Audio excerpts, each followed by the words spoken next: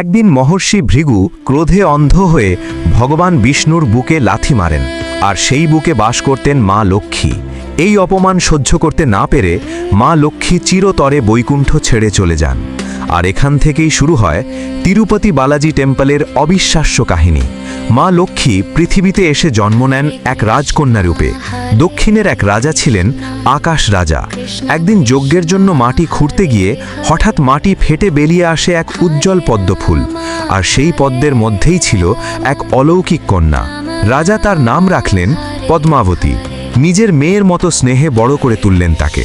ওদিকে মা লক্ষ্মীকে ছাড়া ভগবান বিষ্ণু হয়ে পড়লেন গভীর দুঃখে। তাকে খুঁজতে খুঁজতে তিনি চলে এলেন পৃথিবীতে।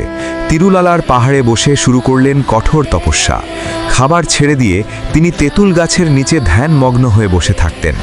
একটি গরু প্রতিদিন সেখানে এসে নিজের দুধ ঢেলে দিত ভগবানের জন্য। একদিন গরুর রাখাল এটি দেখে রেগে গিয়ে গরুটিকে আঘাত করতে যায়। ঠিক তখনই ভগবান বিষ্ণু বেরিয়ে এসে সেই আঘাত নিজের মাথায় নেন। গভীর ক্ষত হয়, রক্ত ঝরতে থাকে। সেই স্থানের চুল চিরতরে ঝরে যায়।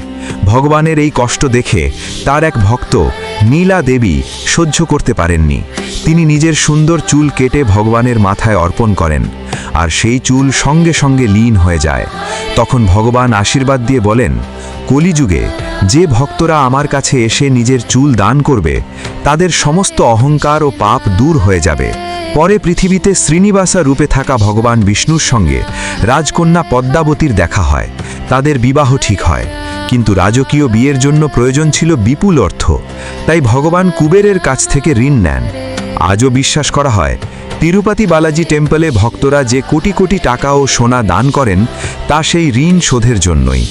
আর যারা মাথা ন্যাড়া করে দান করেন, তারা করেন নীলা দেবীর ত্যাগকে সম্মান জানাতে এবং নিজের অহংকার ভগবানের চরণে সমর্পণ করতে।